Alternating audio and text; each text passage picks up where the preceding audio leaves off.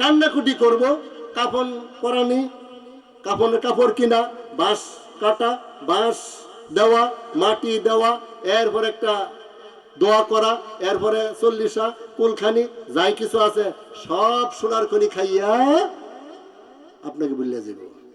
আর আপনাকে রাই খাইলো কোন জায়গায় বলেন? জায়গাটা তো চিনেন, হ্যাঁ? জায়গাটা অনেক ফার নাকি? কত নেব? 1.5 ফিট, হ্যাঁ, প্রস্থ 1.5 ফিট, লম্বা 6 ফিট। 6 ফিটের বেশি, আমার চেয়ে বেশি লম্বা তো নাই। 6 ফিট, 1.5 ফিট আর 6 ফিট, গর্ত হইল 3 ফিট। আচ্ছা, এই যে একটা গর্ত বানাইলেন 1.5 ফিট, 6 ফিট আর খাড়াটা বানাইলেন 3 ফিট। আচ্ছা, এইটা খুব বড় একটা খাট আটবো তো নাকি? হ্যাঁ, বড় একটা বিছানা আটবো, ভালো একটা বালিশ আটবো, একটা ফ্যান আসবো, এসি দেন যাবো, কিছুই দিতে পারবেন না। এই লোকটা আরাম করবো কেমনে বলেন?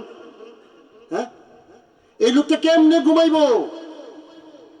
আরাম করার জায়গা আছে, ওই আরাম করার জন্য তো আজ নামাজ পড়বেন, কবরের ভিতরে বাতি পাবেন।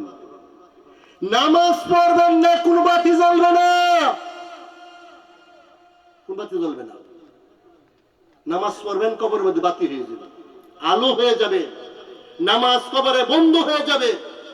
লা খাউফুন আলাইহিম ওয়ালা হুম ইয়াহজানুন। তখন ওই নামাজ বন্ধু বলবে, তোমার চিন্তা নাই, পেরেশানি নাই, তুমি পাক্কা নামাজি ছিলা, নামাজের হক আদায় করে নামাজ পড়তা, তোমার বিবিও পড়তো, ছেলেও পড়তো, মেয়েও পড়তো, পুরা পরিবেশটা নামাজি ছিল। সুতরাং নামাজ তোমার কবরের মধ্যে বাতি, আগো বাতি, আলো জ্বলে যাবে। ফাজাইল আমাল তাবলীগ যারা চিল্লা দিচ্ছেন পড়ছেন না? ওই বেনমাজির শাস্তির মধ্যে আছে, বেনমাজির কোনো দোয়াও কবুল হয় না, বেনমাজির জন্য কোনো নেক দোয়া করলেও তার কবুল হয় না, বেনমাজিরও পক্ষে কবুল হয় না। এটা আছে কিন্তু, আছে না? যারা তাবলীগে পড়ছেন কিন্তু বেনমাজির দোয়া আল্লাহ কবুল করেন না। আর বেনমাজির জন্য কোনো দোয়া করলেও কাম হইতো না। ইদানিং অনেক দোয়া হইতেছে, বক্তা নিয়ে আসেন, নিয়ে আসেন। আচ্ছা, ঠিক আছে, বলতেছি নিয়ে আসার জন্য।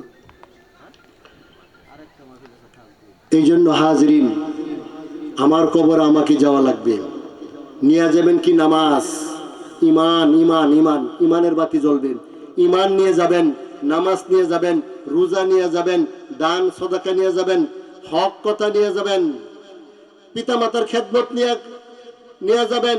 এইগুলি নিয়ে যখন আপনি কবরে যাবেন, আল কাবরু রাউজাতুম মিন রিয়াদিল জান্নাহ, কবরটা হবে